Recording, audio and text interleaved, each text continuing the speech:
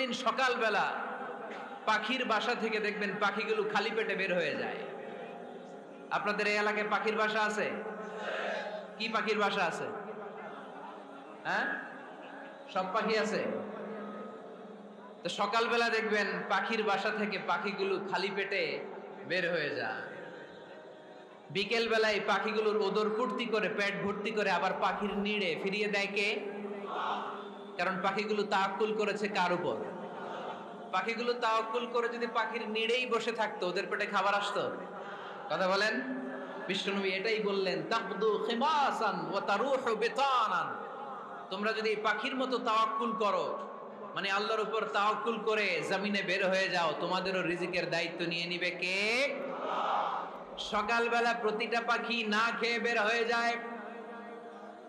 একটা পাখির পেটের ভেতরে কোনো দানা পানি নাই, কিন্তু আল্লাহর উপর তাওয়াক্কুল করে পাখিগুলো যখন বের হয়ে যায়, বিকেল বেলা পেট ভর্তি করে ওদর ভর্তি করে আবার পাখির নিরে পাখিগুলোরে ফিরিয়ে দেয় কে?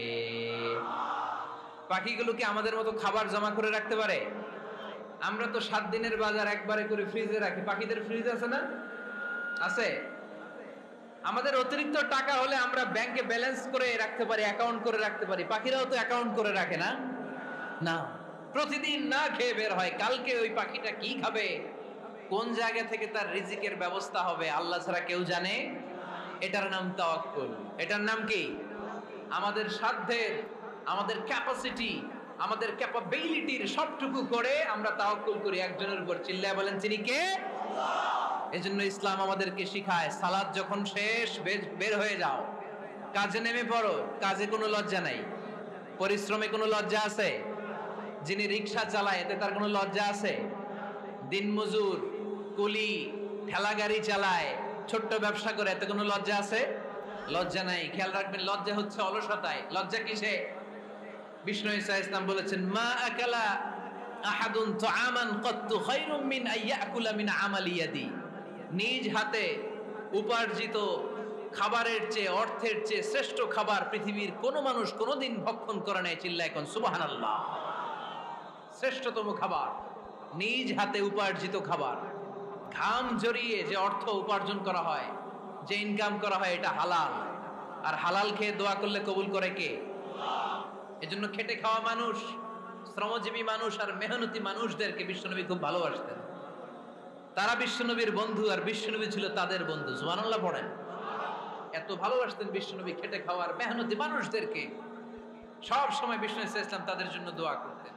এজন্য যারা খেটে খায় তারা কপালওয়ালা, তারা মুস্তাজাবুদ দাওয়া। তারা কি? মুস্তাজাবুদ দাওয়া মানে এমন ব্যক্তি যে ব্যক্তি দোয়া করতে দেরি হয় কিন্তু দোয়া কবুল হতে দেরি হয় না। আপনারা এখানে ব্যবসা করেন কে কে? দেখি তো, হাত তুলেন তো। ব্যবসা, মাশাআল্লাহ, অনেক ব্যবসায়ী আছে তো দেখি। আচ্ছা, হাত নামান। চাকরি করেন কে কে? চাকরি, চাকরিও তো অনেক করে দেখি। হাত নামান। প্রবাসী, ছুটিতে দেশে আসছেন। হুজুর আমি আছি কই? আপনি দেখতে আসছেন? মাশাআল্লাহ। কোন দেশে থাকেন? সৌদি আরব।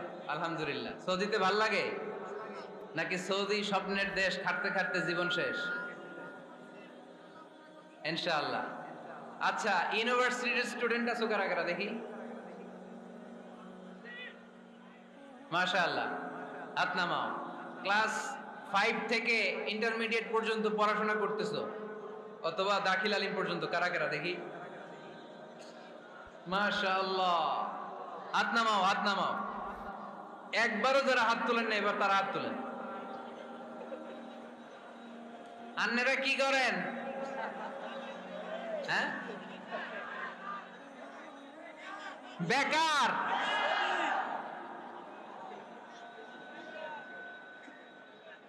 বাংলাদেশে চাকরির বাজার খুব মন্দা, ঠিক কিনা? বাংলাদেশ ইন্ডিয়াতে চাকরি পেতে অনেক কষ্ট। সামান্য একটা পদের জন্য যেখানে চেয়েছে ক্লাস 8 পাস, এখানে ডবল মাস্টার ডিগ্রি অ্যাপ্লাই করছে কয়েক লক্ষ। এজন্য আমাদেরকে উদ্যোক্তা হতে হবে। You have to be the entrepreneur. আমাদের উদ্যোক্তা দরকার বেশি বেশি, নতুন নতুন উদ্যোক্তা নিজেই এমন আইডিয়া নিয়ে আসবে যেই আইডিয়া বিক্রি করে দুর্দান্ত আইডিয়া দিয়ে তুমি পুরো দেশ কাঁপিয়ে দিতে পারো। পারা যাবে না লক্ষ্মীপুরের ছেলেরা? আইডিয়ার অনেক দাম। You have to generate new ideas. নতুন নতুন আইডিয়া এনে মানুষ গোটা বিশ্বকে তাক লাগিয়ে দিচ্ছে। এই যে গত কয়েক বছর আগে কারের একটা রাইড চালু হয়েছে, নাম হয়েছে উবার। কি নাম? ঢাকায় যারা চলাফেরা করেন তারা হয়তো চড়েছেন। উবারের নাম শুনছেন না? এই উবার কোম্পানি কি করে জানেন? নিজেদের ব্যবসা নাই, পুঁজি নাই, পাত্তি নাই, অফিস নাই, কিচ্ছু নাই, কোটি কোটি টাকা হাতায় নিচ্ছে। Just idea, just they are generating new ideas. নতুন নতুন আইডিয়া দিয়ে গোটা বিশ্ব কাঁপিয়ে নিয়েছে একটা মোবাইল অ্যাপসের মাধ্যমে। কিসের মাধ্যমে? Mobile apps. একটা কোম্পানি খুলেছে, গোটা বিশ্বের সব প্রাইভেট কারওয়ালারা ওইখানে রেজিস্ট্রেশন করে আপনি মোবাইলে কোথায় যাবেন, কোত্থেকে যাবেন লিখবেন, গাড়ি আপনার বাড়ির সামনে এসে হাজির। তার একটা পার্সেন্টেজ ওই উবার কোম্পানি পায়।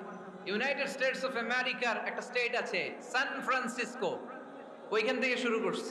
775টা সিটিতে ওদের অপারেশন আছে। বাংলাদেশে ঢাকাতেও আছে। আমি মালয়েশিয়াতে থাকি, ওখানেও আছে, ওখানেও আমরা চড়ি। প্রায় 63টা দেশে ওদের কাজ বাজ আছে।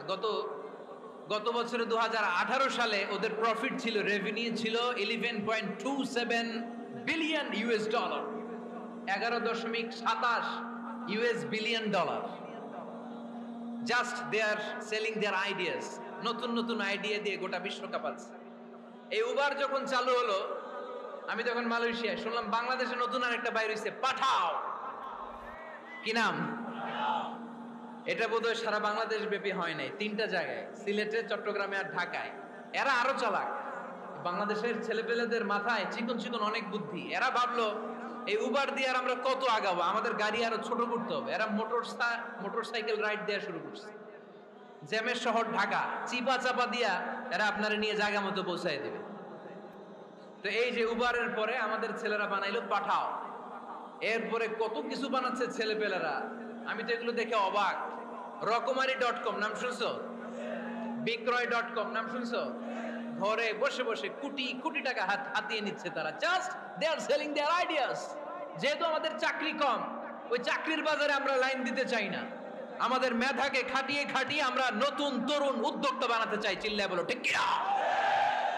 উদ্যোক্তা যত বাড়বে ততই দেশের কল্যাণ হবে। মানুষ তাদের আইডিয়াকে কাজে লাগিয়ে গোটা বিশ্বকে তাক লাগিয়ে দিচ্ছে। আমরা আমাদের সমতল ভূমিতে চাষ করতে চাই না। মালয়েশিয়াতে একটা এলাকা আছে ক্যামেরুন হাইল্যান্ড, ওরা পাহাড়ের মধ্যে চাষাবাদ করে গোটা মালয়েশিয়ার খাদ্যদ্রব্যের অভাবকে মুক্ত করে দিয়েছে। পাহাড়ের মধ্যে ওখানে ফুলের বাগান, ক্যামেরুন হাইল্যান্ড প্রায় 6000 ফিট উঁচু, প্রচন্ড ঠান্ডা। এই ঠান্ডা পাহাড়ে হিল ট্রাক্টস এরিয়াতে মালয়েশিয়ার এই ক্যামেরুন হাইল্যান্ডে ওখানে আছে ফুলের বাগান, আছে ফলের বাগান, আছে চায়ের বাগান, ওখানে মধুর চাষ হয়, ওখানে শাকসবজি চাষ হয়, ওখানে অনেক কিছু চাষাবাদ হয়। ওই ফলমূল শাকসবজি দিয়ে গোটা মালয়েশিয়ার 14টা স্টেটে যত শাক সবজি ফলমূল লাগবে ওরা আঞ্জাম দেয়। আর আমরা আমাদের সমতল ভূমিতে চাষ করতে চাই না। আমরা চাষাবাদকে খুব লজ্জা মনে করি। এটা ভুল আইডিয়া। আমাদের যে এলাকা যে জিনিসের জন্য বিখ্যাত ওইটাকে আমাদের ব্র্যান্ডিং করতে হবে। লক্ষ্মীপুর কিসের জন্য বিখ্যাত? নারিকেল সুপারি। নারিকেল সুপারি যে পৃথিবীর কত মানুষ, ইন্দোনেশিয়ান লোকেরা মরির মতো খায় নারিকেল আর সুপারি। তো এইটারে আমাদের ব্র্যান্ডিং করতে হবে। যেই দেশে যেটা আছে, যে এলাকা যেই পণ্যের জন্য বিখ্যাত ওইটা আমাদের ব্র্যান্ডিং করতে হবে। আমাদের আদমজির জুট মিল বন্ধ না? ভাওয়ানি জুট মিল বন্ধ। আমাদের পাট শিল্পকে ধ্বংস করে দিয়ে ইন্ডিয়া এখন ওই কটনের পাঞ্জাবি বানায়, জুট কটনের পাঞ্জাবি। আছে না নাই? পুরা বাংলাদেশের মার্কেট এই জুট কটনের পাঞ্জাবি দিয়ে সয়লাভ।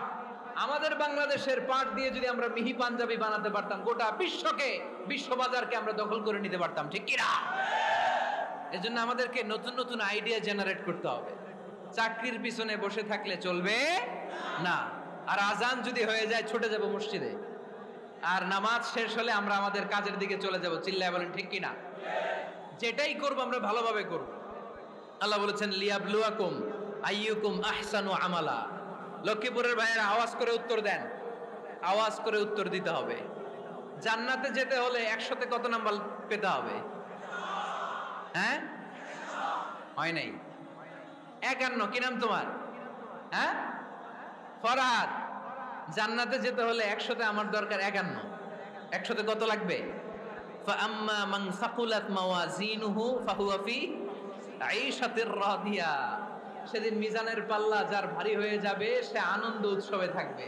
তো মিজানের পাল্লা ভারী হওয়ার জন্য 100তে আমার কত পাওয়া লাগবে? কত পাওয়া লাগবে? 51 পেলেই হয়ে যাবে। এজন্য আল্লাহ বলছেন লিয়াবলুয়াকুম আইয়ুকুম আহসানু আমালা। যেটাই করবে ভালোভাবে করবে। আল্লাহ এটা পরীক্ষা করতে চান যে আমরা ভালোভাবে কে কতটুকু আমল করেছি। যারা আরবি বোঝেন আলেম ওলামা আপনারা জানেন এখানে আল্লাহ বলেননি লিয়াবলুয়াকুম আইয়ুকুম আকসারু আমালা। আল্লাহ এটা দেখতে চান যে তোমাদের মধ্যে থেকে কে বেশি আমল করে। এটা বলছে আল্লাহ? বলে নাই। আল্লাহ বলেছে লিয়াবলুয়াকুম আইয়ুকুম আহসানু আমালা, যে ভালো করে করে। এজন্য আমরা যাই করি না কেন কি করে করব? আওয়াজ করে বলতে হবে। কেমন করে করব? যে কোনো কাজ করো না ভাই, যে কোনো কাজ করো তা যেন হয় সবার চেয়ে সবচেয়ে সুন্দর। পড়েন, যে কোনো কাজ করো না ভাই, যে কোনো কাজ করো তা যেন হয় সবার চেয়ে সবচেয়ে সুন্দর। পড়েন, যে কোনো কাজ করো না ভাই, যে কোনো কাজ করো তা যেন হয় সবার চেয়ে সবচেয়ে সুন্দর। হোক না সেটা পড়া লেখা, রঙের ভাষায় ছবি আঁকা। পড়েন, হোক না সেটা পড়া লেখা, রঙের ভাষায় ছবি আঁকা। হোক না সেটা সামান্য কাজ কিংবা মহত্তর, তা যেন হয় সবার চেয়ে সবচেয়ে সুন্দর। যে কোনো কাজ করো না ভাই, যে কোনো কাজ করো তা যেন হয় সবার চেয়ে সবচেয়ে সুন্দর। চিৎকার করে বলেন ঠিক কিনা? আমরা যেটাই করি না কেন এটা ভালো করে করার দরকার আছে না নাই? এজন্য কাজে আর শ্রমে কোনো লজ্জা নাই। লজ্জা হচ্ছে অলসতায়। লজ্জা কিসে? অলসতায়। বিষ্ণু ঈসা ইসলামের কাছে এক সাহাবী এসে বলল, ইয়া রাসূলুল্লাহ আ'তিনি শাইআন, আপনি আমাকে কিছু দান করেন, আমার কিছুই নাই। বিষ্ণু বললেন, তোমার কিছু নাই? সাহাবী বললেন, ইয়া রাসূলুল্লাহ ঘরে আমার শুধু 2টি জিনিস আছে। কয়টা? চিল্লায় বলেন কয়টা? এক হচ্ছে একটা জামা, 2 হচ্ছে পানি খাওয়ার একটা জগ। বিষ্ণু বললেন, এই 2টাই নিয়ে আস। বিশ্বনবীর কথা শুনে ওই সাহাবী ঘর থেকে জামা নিয়ে আসলেন, পানি খাওয়ার জগ নিয়ে আসলেন।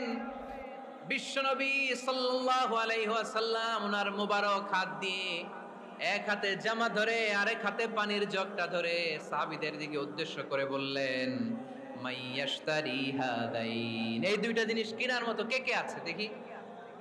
কয়েকজন হাত তুললো। বিশ্বনবী বললেন, কত দিয়ে কিনবা?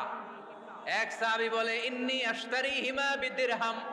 ও নবী, যদিও এগুলো আমার দরকার নাই, কিন্তু আপনি যেহেতু নিলামে ডাক তুলেছেন, ইয়া রাসূলুল্লাহ ইয়া হাবিবাল্লাহ, আপনার সম্মানে আমি 1 দিরহাম দিয়ে 2টা জিনিস কিনে নেব। 1 দিরহাম, একটা জামা, একটা পানি খাওয়ার জগ, দাম কত? 1 দিরহাম। বিশ্বনবী বললেন, না না, 1 দিরহাম তো অনেক কম হয়ে যায়। মাইয়াজিদু আলা যালিক, এর চেয়ে বেশি দামে কে কিনবা? আরেক সাহাবী হাত তুলে বলতে লাগলো, ইয়া রাসূলুল্লাহ ইয়া হাবিবাল্লাহ ওয়া ইন্নী আশতারিহিমা বিদিরহামাইন, আমি এই জামাটার পানি খাওয়ার জগটা 1 দিরহাম নয় 2 দিরহামের বিনিময়ে কিনতে চাই। বিষ্ণু ঈসা ইসলাম ওই সাহাবাকে দিয়ে দিলেন। দিয়ে 2 দিরহাম নিয়ে যে লোকটা ভিক্ষা করতে এসেছিল তার হাতে 2 দিরহাম দিয়ে বললেন, যাও 1 দিরহাম দিয়ে ঘরে খাবার কিনে দিয়ে আসো, আরেক দিরহাম দিয়ে একটা কুঠার কিনে নিয়ে আসো। শুনতেছেন? কি কিনে নিয়ে আসো? কুঠার দিয়ে কি করে? গাছ কাটে। ওই সাহাবী কুঠার কিনে নিয়ে আসার পরে বিশ্বনবী নিজ হাতে কুঠারের মধ্যে একটা কাঠের হাতল লাগায় দিলেন। আল্লাহু আকবার। হাতল ছাড়া কুঠার ইউজ করা যাবে?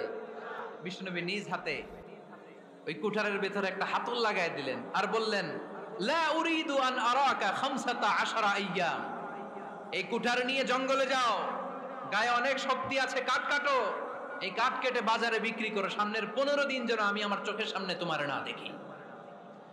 বিশ্বনবীর পরামর্শ অনুযায়ী কুঠার নিয়ে ওই সাহাবী জঙ্গলে চলে গেলেন। কাঠ কেটে বাজারে বিক্রি করতে করতে 15 দিন পরে 10 দিরহাম নিয়ে বিশ্বনবীর দরবারে হাজির হয়ে গেলেন। 10 দিরহাম নিয়ে বিশ্বনবীর কাছে হাজির হয়ে গেলেন। সাহাবী এসে বলল, ইয়া রাসূলুল্লাহ, এখন আর আমার ভিক্ষা করা লাগে না, আমার গায়ে অনেক শক্তি আল্লাহ দিয়েছে, আই এম ভেরি এনার্জেটিক। আপনার দেয়া বরকতের কুঠার দিয়ে আমি কাঠ কেটে কেটে স্বাবলম্বী হতে শুরু করেছি। সুবহানাল্লাহ পড়েন। আমি এখন 10 দিরহামের মালিক। বিষ্ণুই বললেন, লা আইয়াহতাতিবা আহাদুকুম হুজমাতান আলা যাহরিহি খায়রুম মিন আইয়াসআলা শাইআন ফায়ু'তিয়াহু আও ইয়ামনাহু। যাদের গায়ে শক্তি আছে তারা ভিক্ষা না করে কাঠ কেটে পিঠে সেই বোঝা নিয়ে বাজারে বিক্রি করা অনেক ভালো। কারণ কারো কাছে যদি তুমি হাত পাতো, সে দিতেও পারে, নাও দিতে পারে। আর কষ্ট করলে কষ্ট কোনোদিন বৃথা যায় না। চিল্লায় বলেন ঠিক কিনা? বিষ্ণু ঈসা ইসলামের অনুপ্রেরণায় এই সাহাবা অল্প কিছুদিনের ব্যবধানে স্বাবলম্বী হয়ে গেলেন। What is the moral of the story? বিশ্বনবীর এই প্রফেটিক স্টোরি থেকে আমাদের কি শিক্ষা? লেসন নাম্বার 1, বিশ্বনবী চাইলেই ওই 2 দিরহাম দিয়ে বলতে পারতো, যাও খাবার দাবার কিনে ফ্যামিলিতে দিয়ে আসো। সে ওই 2 দিরহাম নিয়ে খাবার দাবার কিনে ফ্যামিলিকে খাইয়ে রাত্রে আবার ভিক্ষায় নামতো। কথা কন, রাত্রে কি করতো? ভিক্ষায় নামতো। বিষ্ণু ঈসা ইসলাম তাকে কাজ করে খাওয়ার জন্য উৎসাহ দিলেন। পাশাপাশি বিষ্ণু ঈসা ইসলাম পার্মানেন্ট সলিউশন দিলেন। এজন্য পার্মানেন্ট সলিউশনের ব্যবস্থা করতে হবে। অনেকে আমরা যাকাত দেই, যাকাতের শাড়ি দেই, যাকাতের লুঙ্গি দেই, আছে না নাই? লক্ষ্মীপুরে এরকম দেয় নাকি? কি দেয়? হ্যাঁ, গাড়ি গাড়ি দেয়, শাড়ি না। যাকাতের শাড়ি, যাকাতের লুঙ্গি বলতে কোনো কথা ইসলামে নাই। এগুলো খুব কম দামি শাড়ি, যাদেরকে এগুলো দেয়া হয় তাদেরকে অপমান করা হয়, ঠিক কি না? আল্লাহ বলেছেন, ওয়ালাকাদ কাররামনা বানি আদম, I have dignified the status of the sons of Adam. আমি আদমের সব সন্তানদেরকে সম্মানিত করেছি। সুবহানাল্লাহ পড়েন। আপনাদের চেয়ে সম্মানিত কেউ আছে? মানুষের চেয়ে সম্মানিত গোটা বিশ্বে আর কোনো মাখলুকাত আছে? নাই। এজন্য যাকাতের শাড়ি দেয়া যাবে না, যাকাতের লুঙ্গি দেয়া যাবে না। যাকাতের শাড়ি আপনারা দেখছেন, এটারে একবার ধোয়ার পরে দ্বিতীয়বার পরা যায় না। মশারি কি পাতলা, এর চেয়েও পাতলা। এই জন্য যাকাতের শাড়ি, যাকাতের লুঙ্গি বলতে ইসলামে কোনো পরিভাষা নাই। আপনাকে স্বাবলম্বী করে দেওয়ার চেষ্টা করতে হবে।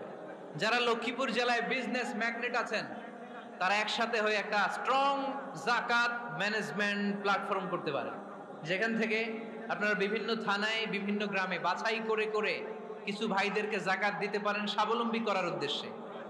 যেই ফ্যামিলিকে আছে, কি নাম এটার? পল্লী উন্নয়ন ক্লাব। মাশাআল্লাহ, যাকাত ফান্ড দিয়ে বিদেশে লোক পাঠায়। এর চেয়ে সুন্দর পদ্ধতিতে যাকাত বিতরণ আর হতে পারে? যেই লোকটাকে, যেই ছেলেটাকে বিদেশে পাঠানো হয়েছে, ওই ফ্যামিলিটা আর কোনোদিন যাকাতের শাড়ি নেওয়ার জন্য লাইনে দাঁড়াবে? যেই ছেলেটাকে ওনারা অস্ট্রেলিয়ান গাভী কিনে দিছে, দুধ বিক্রি করে যেই ফ্যামিলিটা স্বাবলম্বী হতে শুরু করেছে, তারা আর কোনোদিন যাকাতের লাইনে যেয়ে দাঁড়াবে না। এজন্য যাকাত দিতে হবে স্বাবলম্বী করার জন্য। ইসলাম আমাদেরকে এটাই শিখিয়েছে, কাজ করে খেতে হবে। কাজে লজ্জা নেই, লজ্জা হচ্ছে অলসতায়। লজ্জা কিসে? আজকের আলোচনা থেকে এটা মুখস্থ করে নিতে হবে, কাজে লজ্জা নেই। লক্ষ্মীপুরের ইয়াংস্টারেরা শ্রমে লজ্জা নেই, পরিশ্রমে লজ্জা নেই, লজ্জা অলসতায়। লজ্জা কিসে? আরো জোরে। নবীরা কি এমনি এমনি বসে বসে খাইছে? কঠিন পরিস্থিতিতেও নবীরা পরিশ্রম করে উপার্জন করা লেগেছে, ঠিক কিনা? সাইয়েদনা মারিয়াম আলাইহিস সালাম, যার নামে আল্লাহ তাআলা কোরআনে একটা সূরা দিলেন, উনি পৃথিবীতে এমন একজন মহিয়সী নারী, যেই নারীর গর্ভে, যেই নারীর পেটের ভেতরে স্বামীর স্পর্শ ছাড়া সন্তান দিয়েছে কে? সাইয়েদনা ঈসা আলাইহিস সালাম পেটে আসলেন। মারিয়াম আলাইহিস সালাম লজ্জা পেলেন। হায় হায়, কেমন করে এলাকাবাসীদের কাছে আমি আমার মুখ দেখাবো? বিয়ে করি নাই, স্বামী নাই, বিয়ে হয় নাই, স্বামী নাই, কিন্তু পেটে সন্তান চলে এসেছে। হায় হায়, এলাকায় কেমনে মুখ দেখাবো? লজ্জায় পড়ে মারিয়াম আলাইহিস সালাম এলাকা থেকে চলে গেলেন। কি অবাক করে কাণ্ড! বাচ্চা ভূমিষ্ঠ হওয়ার জন্য, বড় হওয়ার জন্য 6 মাস 7 মাস লাগে নাই, পেটে বাচ্চা আসার সাথে সাথে বাচ্চাটারে বড় করে দিয়েছে কে? সাইয়েদাতুনা মারিয়াম আলাইহিস সালাম এবার বসে বললেন, বুঝতে আরম্ভ করলেন প্রেগন্যান্সির পেইন উঠেছে, হঠাৎ করে পেট থেকে বাচ্চা ভূমিষ্ঠ হয়ে যাওয়ার পরে উনি কাঁপতে আরম্ভ করলেন, ক্ষুধার চোটে, খাবার কিছু নাই, সামনে ঝর্ণা, উপরে একটা খেজুর গাছ। সাইয়েদনা ঈসা আলাইহিস সালামকে কোলে নিয়ে মারিয়াম আলাইহিস সালাম মনে মনে ভাবে, হায় রে, কেউ যদি একটু খেজুর পেড়ে দিত, এই ক্ষুধার মুহূর্তে আমি খেজুর খেয়ে পেটের ক্ষুধা নিবারণ করতাম। রব্বুল আলামিন মারিয়ামকে উদ্দেশ্য করে আয়াত নাজিল করে দিলেন, ওয়া হুজ্জি ইলাইকি বিজিযইন নাখলাতি তুসাকিত আলাইকি রতবান জানিয়া। কোরআন সাক্ষী, হুজ্জি ইলাইকি বিজিযইন নাখলা, এর মানে হচ্ছে মারিয়াম, কেউ পেড়ে দিবে না, একটু কষ্ট করে হাতটা উঁচু করে খেজুরের ডালা ধরে ঝাঁকুনি মারো, টস টসে কাঁচা পাকা খেজুর নিচের দিকে পড়বে, তারপর তুমি তুলে খাবে। সুবহানাল্লাহ পড়েন। আল্লাহ চাইলে অটোমেটিক্যালি কারামাত হিসেবে খেজুরগুলো নিচে ফেলতে পারতেন না? কথা কন, খেজুরগুলো অটোমেটিক্যালি নিচের দিকে পড়ছে? পড়ে নাই।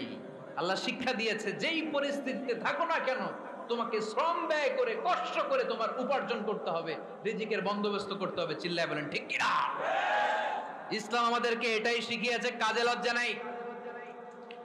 আবার বিষ্ণু বললেন, ইন খামাতিস সাআ ওয়া ফি ইয়াদি আহাদিকুম ফাসিলাতুন, তোমাদের কারো হাতে যদি একটা চারা বীজ থাকে, সে যদি দেখে কিয়ামত হতে শুরু করেছে, ফাইন ইসতাতাআ আন ইয়াগরিসাহা ক্বাবলা আন তাকুমাস সাআ ফালইয়াগরিসহা, কারো হাতে একটা চারা বীজ নিয়ত করেছে, চারা বীজটা রোপণ করবে, ইন দা মিন টাইম দেখলো কিয়ামত হতে শুরু করেছে, বিশ্বনবী বললেন, যদি তোমার সুযোগ থাকে কিয়ামত হওয়ার আগে চারা বীজটা রোপণ করে দাও। কথা বুঝতে পেরেছেন? আপনার হাতে একটা চারা বীজ, আপনি প্ল্যান করেছেন এই চারা বীজটা রোপণ করবেন, ইন দা মিন টাইম দেখলেন কি হওয়া শুরু হয়েছে, ইযা জুলজিলাতিল আরদু জিলজালাহা, দ্য বিগেস্ট আর্থকোয়েক, ভূমিকম্প শুরু হয়েছে, কিয়ামত হয়ে যাবে। বিশ্বনবী বললেন, কিয়ামত হইতেছে ওদিকে, আর তোমার হাতে যদি চারা বীজ থাকে, দেরি করো না, কিয়ামত তোমার কাছ পর্যন্ত আসার আগে সুযোগ পেলে চারা বীজটা রোপণ করে দাও। ইসলাম শিখিয়েছে শেষ নিঃশ্বাস পর্যন্ত তোমাকে লড়ে যেতে হবে। এই পৃথিবীতে কেউ কাউকে জায়গা করে দেয় না, জায়গা করে নিতে হয়। এই পৃথিবীটা, the life is not a bed of roses, এটা ফুল বিছানো কোনো ফুল সজ্জা নয়, এটা কণ্টকাকীর্ণ। কেউ আপনার স্পেস করে দিবে না, কেউ আপনাকে সুযোগ করে দিবে না, কেউ আপনার জায়গা করে দিবে না, বরং আপনি জায়গা করে নিলে টাইনা নিচে নামাবে। কথা বলেন? এজন্য কখনো অলসতাকে স্থান দেয়া যাবে। রাসূল বাত্তালি দুক্কানু শয়তান, অলস মস্তিষ্ক শয়তানের আড্ডা। অলস যদি কেউ থাকে, এটারে টেনে বেঁধে কাজে নামাবেন, পারা যাবে? আলহামদুলিল্লাহ, লক্ষ্মীপুরে এরকম অলস ছেলে পেলে নাই।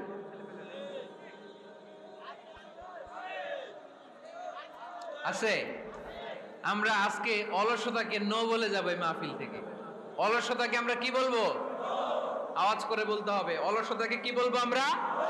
আবু বকর অনেক বড় ব্যবসায়ী ছিলেন, ওনার নিজ টাকা দিয়ে হাবাসা থেকে আসা সাইয়েদনা বেলালকে তিনি 20,000 স্বর্ণ মুদ্রা দিয়ে উমাইয়া ইবনে খালাফের কবল থেকে তিনি মুক্ত করেছেন। সাইয়েদনা উসমান যুন্নুরাইন বড় ব্যবসায়ী ছিলেন, নিজের টাকা দিয়ে মদিনার মুসলমানেরা পানি খেতে পারে না, বিইরে রুমা নামে একটা কুয়া ছিল, এই কুয়ার মালিক ছিল ইহুদি। মুসলমানেরা পানি খেতে গেলে এসে বকা দিত, পানি খেতে দিত না। বিশ্বনবী বললেন, আমার সাহাবীদের মধ্যে এমন কি কেউ নাই নিজের অর্থায়নে বীরে রুমা কিনে মুসলমানদেরকে দিয়ে দিবে? সাইয়েদনা উসমান যুন্নুরাইন বলল, ইয়া রাসূলুল্লাহ, আপনার খেদমতে আমি হাজির। মুহূর্তের মধ্যে সাইয়েদনা উসমান যুন্নুরাইন নিজের অর্থায়নে বীরে রুমাটা কিনে মুসলমানদের জন্য সদকা করে দিয়েছে। তো ব্যবসা না করলে, কর্মঠ না হলে, উপার্জন না হলে সদকা করা যাবে? চিল্লায় বলেন, করা যাবে? সুনানে তিরমিজির বর্ণনা, বিষ্ণু ঈসা ইসলাম মক্কা থেকে যত সাহাবারা হিজরত করে মদিনায় এসেছে, মদিনাতে কোনো না কোনো সাহাবার সাথে বিশ্বনবী ভ্রাতৃত্বের বন্ধনে আবদ্ধ করে দিয়েছে। সুবহানাল্লাহ পড়েন। এজন্য মক্কা থেকে যারা এসেছে এদেরকে বলে মুহাজির, এদেরকে কি বলে? আর মদিনায় যারা ছিল এদেরকে বলে আনসার, এদেরকে কি বলে? আওয়াজ করে উত্তর দিবেন। মক্কা থেকে যারা এসেছে তাদের নাম মুহাজির, আর যারা মদিনার সাহাবী তাদের নাম আনসার। আজকে এই মাহফিলে লক্ষ্মীপুর এর বাইরে থেকে কারা কারা আসছেন দেখি?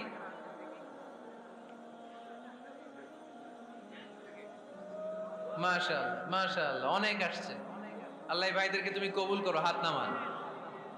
এই যে লক্ষ্মীপুরের বাইরে থেকে যে ভাইরা আসছে তারা লক্ষ্মীপুরের মেহমান, ঠিক কিনা? মক্কা থেকে হিজরত করে যে সমস্ত সাহাবারা এসেছিল তারা ছিল মদিনার মেহমান। বিশ্বনবী এক এক মক্কার সাহাবীকে মদিনার এক এক সাহাবীর সাথে ভ্রাতৃত্বের বন্ধনে আবদ্ধ করে দিলেন। আব্দুর রহমান ইবনে আউফ রাদিয়াল্লাহু তাআলা আনহু, ওনার সাথে ভ্রাতৃত্বের বন্ধনে যে সাহাবীকে বিশ্বনবী আবদ্ধ করে দিলেন ওনার নাম হচ্ছে সাআদ ইবনে রাবিয়া। কি নাম? মদিনার অনেক বড় ব্যবসায়ী।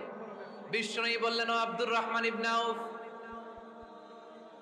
সম্পদ ছেড়ে দিয়ে, পরিবার ছেড়ে দিয়ে, স্থাবর অস্থাবর সব ছেড়ে দিয়ে আল্লাহ রাসূলের ভালোবাসায় মক্কা থেকে মদিনায় এসেছো।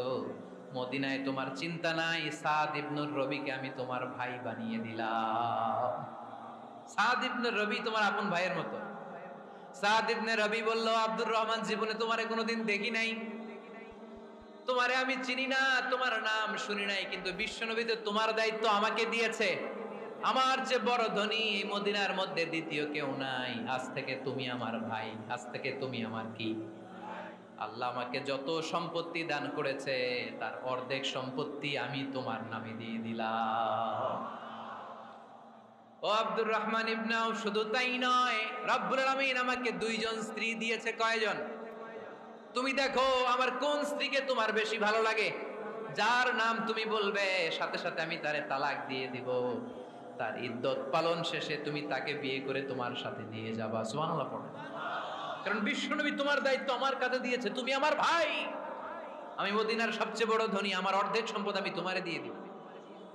আমার দুই স্ত্রীর এক স্ত্রীকে তোমারে দিয়ে দিব। সাইয়েদনা আব্দুর রহমান ইবনে আউফ এই কথা শুনে অবাক হলেন। অবাক হয়ে উনিও এক অবাক কথা বললেন।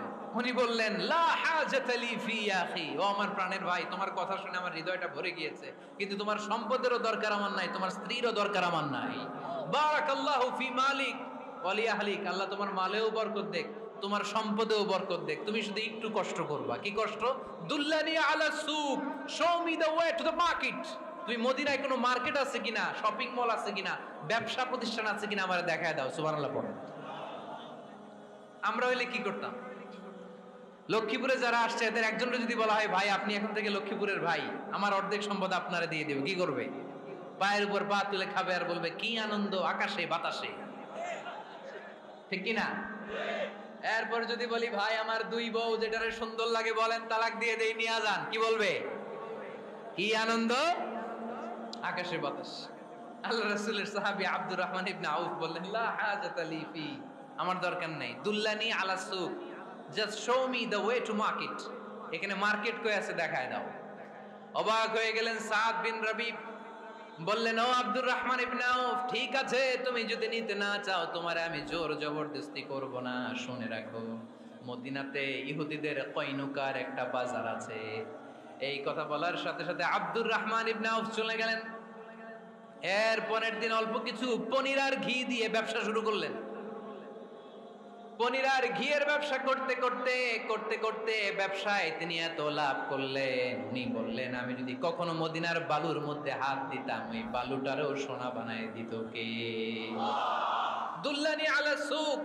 লক্ষ্মীপুরের কর্মঠ যুবক ভাইয়েরা, এই আব্দুর রহমান ইবনে আউফ আমাদের প্রেরণা।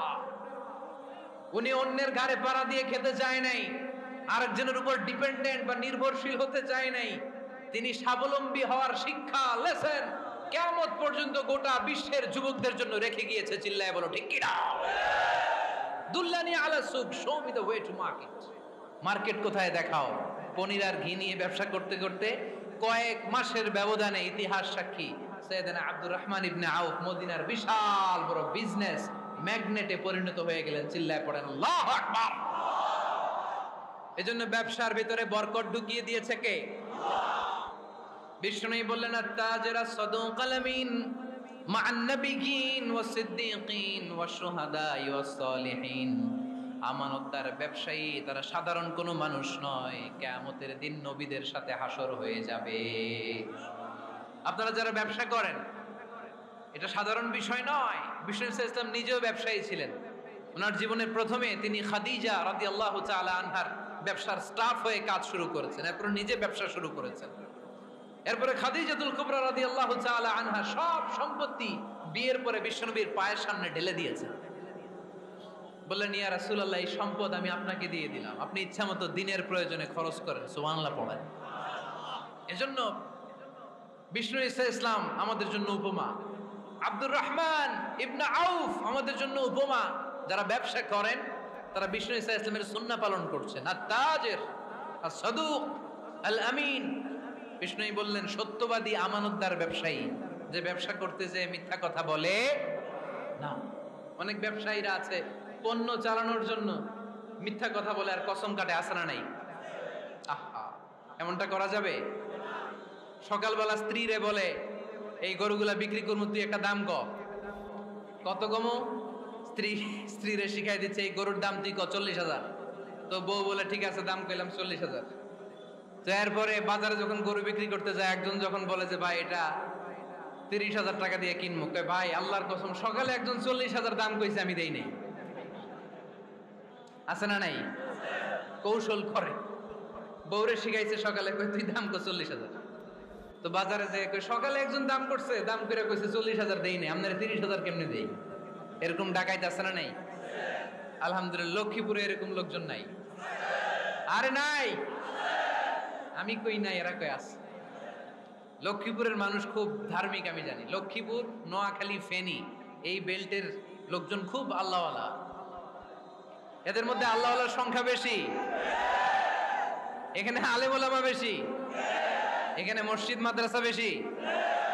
এই জন্য এই জেলাগুলোতে আল্লাহর রহমতও বেশি। আল্লাহ তুমি এই জেলার ছেলেবেলাদেরকে, এই জেলার লোকদেরকে তুমি কবুল করো, মা বোনদেরকে তুমি কবুল করো। সম্মানিত ভাইয়েরা, এজন্য আজকের মাহফিল থেকে আমরা যেটা শিখলাম সেটা হচ্ছে পরিশ্রমে কোনো লজ্জা আছে? আমরা কাজ করে খাবো, ঠিক কিনা? Never under estimate any job.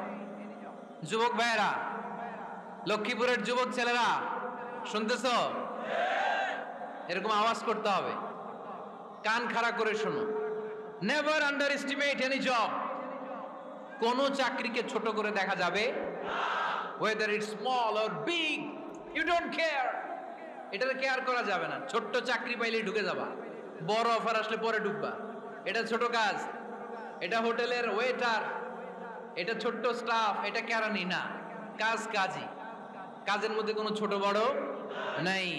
খেটে খাওয়া মানুষকে বিশ্বনবী অনেক সম্মান করতেন। বিষ্ণু ঈসা ইসলাম খেটে খাওয়া মানুষদেরকে এত ভালোবাসতেন, বিদায় হজের মতো এত গুরুত্বপূর্ণ ভাষণও এই মেহনতি মানুষদের কথা বাদ যায়নি। সুবহানাল্লাহ পড়বেন না? দিনটা ছিল জুমাবার। বিষ্ণু ঈসা ইসলাম আরাফাতের ময়দানে দাঁড়িয়ে ঐতিহাসিক একটা ভাষণ দিলেন। এই ভাষণের নাম হলো বিদায় হজের ভাষণ। এই বিদায় হজের ভাষণেও খেটে খাওয়া মানুষের কথা বিশ্বনবী বাদ দেয় নাই। বিশ্বনবী বলেছেন, আরিক্কাকুম, খবরদার, অধীনস্থ কর্মচারীদের সাথে খারাপ আচরণ করো না। আতঈমুহুম মিম্মা তাকুলুন ওয়াকসুহুম মিম্মা তালবিসুন। খবরদার, মনে রেখো, তোমরা যা খাবে তোমাদের অধীনস্থ কর্মচারীদেরও তা খাওয়াবে, তোমরা যা পড়বে তাদেরও তা পড়াবে। বিশ্বনবী শেষ নিঃশ্বাস ত্যাগ করে যাওয়ার আগে যেই কয়েকটা কথা বলেছিলেন তার মধ্যে মেহনতি মানুষদের জন্য কথা আছে না নাই?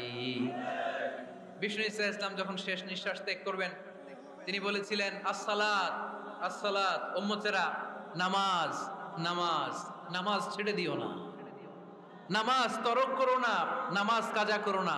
আর বলেছিলেন, অমা মালাকাত আইমানুকুম, অধীনস্থ কর্মচারীদের সাথে খবরদার খারাপ আচরণ করো না। যারা কর্মচারীদের সাথে খারাপ আচরণ করে, যারা মানুষের কাছ থেকে শ্রম নিয়ে কাজ করিয়ে টাকা দেয় না, কিয়ামতের দিন তাদের বিরুদ্ধে মামলা দায়ের করবে কে? কে করবে? হাদিসে কুদসি সাক্ষী বিষ্ণু ঈসা ইসলাম বলেন, আল্লাহ তাআলা ফরমান, আনা খাসমুহুম সালাসাতুন আনা খাসমুহুম ইয়াউমাল কিয়ামা। তিন শ্রেণীর ব্যক্তির বিরুদ্ধে আল্লাহ বলেন, আমি নিজেই কিয়ামতের দিন মামলা দায়ের করব। I will be against them in the day of judgment. Three categories of people, I will be against them in the day of judgment. তিন শ্রেণীর লোক কিয়ামতের দিন তারা ছাড় পাবে না। আল্লাহ বলেন, আমি নিজেই তাদের বিরুদ্ধে মামলা দায়ের করব। এর মধ্যে এক শ্রেণীর লোক হচ্ছে রজুলুন ইস্তাআজারা আজিরান ফাস্তাউফা মিনহু ওয়া লাম ইউতি আজরা, একজন শ্রমিক ভাড়া করে তার কাছ থেকে কাজ নিয়েছে কিন্তু তার পারিশ্রমিক আদায় করে নাই। এরকম আছে না নাই? দাপট দেখায়, দাপট দেখায় ইউনিভার্সিটির ক্যান্টিনগুলোতে। ইউনিভার্সিটির ক্যান্টিনে যে খায় মাগার বিল দেয় না, এরকম ডাকাইত আছে না নাই?